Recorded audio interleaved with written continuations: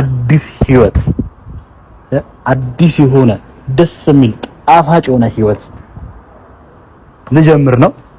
ቤራ በሪ ቦይቻ ዱፌ ካኩኖ በሪ ኮልፋ በሪ ታጳ በሪ ገመቹ በረ ጅሬኛ ሃራወትን ጅራታን ጊዜ tokko tokko yeroo bo'ani waan jireenyi ilma namaa jijjiiramu namatti hin fakkaatu.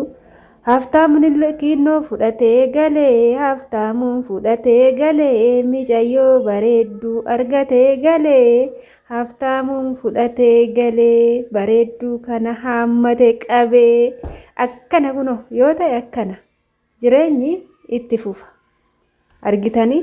Namoonni tokko tokko jiraachuun naaf hin malu ammaan booda ani hin fayyadu inni nagatee deeme ishiin nagattee deemte warroonni jettanii nama tokko irratti duutanii tokko yoo deeme tokko akka dhufu asirraa hubachuu ni dandeechu. Egaa dhugaa baay'ee si gammanne haftaamu keenya baga kanaan si ga'e dhuguma dubbachuudhaaf jireenya haarawaa eegaluu keetti hundi keenya baay'eetti si gammannee jirra. Akka koottanii akka nama tokkootti akka namummaa kootti mucaa kana baay'een itti gammadee fi nama immoo fuuldura kee hanga dhuma kee gammachuudhaan guutame har'a qofa booletti haammattee boru aaroo doon taane hanga dhuma keetti si haa gammachiisu siin jenna obboleessa keenya. Egaa nagaalleen daganne gammachuma haftaamutu na dagachiise ashamaa harka fuunee kabajamtootaaf daawwattoota hordoftoota keenya nageenyi koo kan jaalalaa fi kabajaa bakkaa fi lafa jirtanitti isiniif haa baay'atu. Anis obboleettiin keessaan bakkaa fi lafa jirutti waaqayyoof galannaa ga'u nagaa fayyaa kootidha. Isinis akka nagaa fayyaa naaf taatan waaqayyo irraa abdii guddaan qaba. Egaa warroonni mana keenya haarawaa taatan akkuma duraan baratame laayik sheer sabiskiraayib gochuun nu jabeessaa isiniin jechuun affeerraa kooti. Namni obboleessa keenya haftaamuu wallaaltan hin jirtanii hiriyaa isaa jalqabaa jaalallee isaa jalqabaa waan isa gootee biraa deemte akkamti isa miitee biraa deemte hundi keessanuu ni beektu jechuudha. Inni kun nama kalee ofii baasee kalee kennee fi nama hinduuti tun hin fayyaddu ammaan booda faayidaa hin qabdu jedhamee nama tuffatamtee nama gatamte inni immoo dhaqee yaalchisee kalee ofii baasee kennee fi fayyisee fudhatee manatti galee wajjin jireenya eegalee ishiin immoo wanta inni godhee fi akka inni nama godhe akka inni ishee fayyisee nama ishii godhee namaan ishee qixxeessisan hundumatti dagatteeti. Dhiira biraa irratti jaalattee jaalala biraa eegalte jechuudha. Osuma akkasiin jiranii booddee irratti bakka inni dhukkubsatee rakkatee jedhetti gattee biraa deemte mana keessatti. Waan godhu dhabee meeshaa mana keessaa haga gurguree of yaalu ga'ee garuu miidiyaa irratti baatee gaafa intarviiyuu taatu akka waan gaarii hojjette akka waan nama gaarii taatetti dubbatte inni immoo bariisuma san gadi ba'ee waan ishiin miitee biraa deemte dubbate.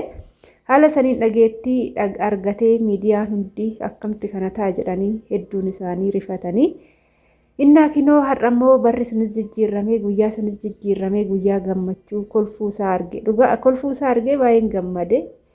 Namni hedduun kanarraa barumsa guddaa ni argata jedhee kan yaadu keessaa isa tokko keessattuu namoonni hedduun shamarran gola madaamii keessa jirtanii.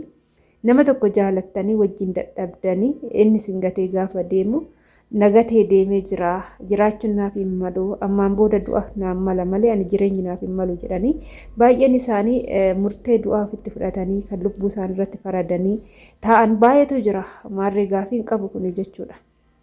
Kanaaf obboloota keenya wanti tokko yoo dukkanaa'e dukkanni lafti guyyaan akka bari'u halkan akka dukkanaa'u kana sirritti beekuu qabdu. Guyyaa fi halkan akka gargara ta'es beekuu qabdu. Akkasumas jireenya keessan keessatti wanti dukkana ta'ee isinitti dhufe tokko waan bari'u kan isinitti fakkaanne baay'eetu jira. Garuu jireenyi ilma namaa ni jijjiirama. Wanti hin jijjiiramne hin jiru. Namni hin jijjiiramne namni bakkuma sanitti hafu nama du'e qofa malee namni jiru jireenya ofii hin jijjiirrata jechuudha.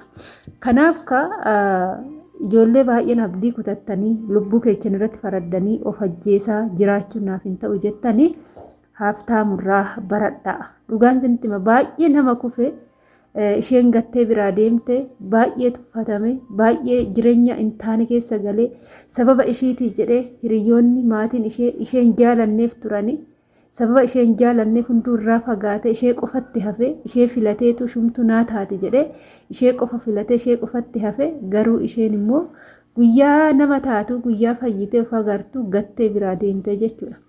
Gaafa isheen gattee biraa deemtu san immoo baay'ee gaddee kophummaa isaatti dhibee dhukkubsatee Ayizook nama jedhuun of cinaadhaa dhabee mana keessatti nama nyaata godhee fi kennuuf dhabee garaa isaa duwwaa dhibee isaa dhukkubsachaa ba'ee gaafa immoo guyyaan isaa eeggatee miidiyaa irratti ba'ee miidhama isaatiif rakkoo isaa gaafa dubbatu namni hunduu ni rifatee jechuudha. Har'a immoo kan isa hin jaalanne deemna kan isa jaalattu dhufte. Namoonni baay'een nama nu jaalatu miti nama nu jaalanne duuba deemniti kan miidhamnu jechuudha. Shamarran hedduun jechuudha kan isaan jaalatu kan biraa nuti immoo kan nu jaalata jennee jaalannee duuba deemnu kan biraati. Kan nuti jaalannee duuba deemnu sun nurratti qoosaa nurratti of jaja malee jireenya nuuf hin ta'u jechuudha. Kan nu jaalatu san haa jibbinus nama tokko yoo itti dhiyaatanii amala isaa baranii haala isaa baran jaalachaa ni deemama jechuudha. Nama kana hin jaaladhu akkamtan wajjin jiraadha jettanii yaadina. Ilmi namaa adaduma keessa aga nama san ol simatanii amala nama sanii simatanii eenyummaas nama sanii simatanii itti dhiyaatanii wajjin jiraachuu eegalanii eenyummaan nama sanii baratamee nama san jaalachaa deemuun ni dhufaa jechuudha. Inni galee miti kanaafuu namni tokko nan jaalatu inni nagatee deemi. Isa hin jaaladhu isa wajjin jiraachuu hin danda'u akkamittan isa wajjin jiraadha jettanii warroonni yaaddanii ni dogongortanii jechuudha. Walumaa galatti dogongoraadha. Wantoota akkasiisan irraa of eeggannoo godhadhaati. Jireenya keessan itti ofitti dukkaneechuu obballeechuu lubbuun keessan asirraa yoo deemte akka waan nama sanii fi miitanii yookaan namni sun miidhameetti ilaaltu malee namni gubbaa kanarratti hafu osoo wanni fe'ee gale hin miidhamulleedha waan takka illee hin ta'ulleedha sumucii cabdu homaa takka hin ta'u jechuudha. Dhugaan sinitti himaan namni jiru garuu ni jijjiirama haalli isaa ni jijjiirama jireenyi isaa ni jijjiirama fataa zanaa jedhee jiraata. Kana sirraa deemee garuu itti dukkanaa'ee itti cillamaa'ee biyya lafaarraa deemee jiraata jechuudha. Kanaaf yeroo tokko yoo aarre murtee hin taanee fi murtee hin fakkaanne murteessuun hin ta'uu siin barbaachisus jechuudha. Viidiyoo kana irratti wanti fakkeenya godhee isinii fide warroota abdii kutattanii anammaan booda jiraachuun naaf hin malu hin jiraadhu jireenyi biyya lafaa naaf hin ta'u jettanii yaaddaniifani jechuudha kanan fide. Kanaaf adaraa warroonni akkasii of eeggannoo godhadha. Jiraachuu siniif mala kan jiraachuu qabuyyuu siniidha. Naaf hin malu hin jedhinaadha. Maaliif siniif hin malle akkamitti jiraachuu siniif hin malle ni jiraanna malee jiraati haala saniini jiraachuudha malee nama tokko gammachiisuu jennee lubbuu keenya baasuu dabarsuun hin ta'u jechuudha. Inni galee yaadni koo kanaaf adaraa keessanii siniin jedha keessattuu yeroo darbe takka obboleettiin keenya takka poostii isa dhumaati jettee viidiyoon ishii bostootti suuraa ishiitiif kiloorsii ol bira goote jechuudha waan sin ajaa'ibu. Sababuma bardhiiratiif inni nagatee deeme ani hin fayyadu isa dhabee jiraachuun anaaf maali namni tokko yoo deeme nama san malee jiraachuun hin danda'amu nama san abdataniiti kan biyya lafaa kanarratti dhufan waaqayyoon nama fide waan ta'eef aga jiraachuu qabnu jiraanne gaafa duunes yoo duune rakkoon hin jiru garuu nama tokko jenne jiraachuun naaf hin malu jenne lubbuu keenya irratti faraduu hin qabnu siniin jedha. Egaa viidiyoo koo asumarraa nan goolaba turtiin wajjin gootaniif galatoomaa baay'ee.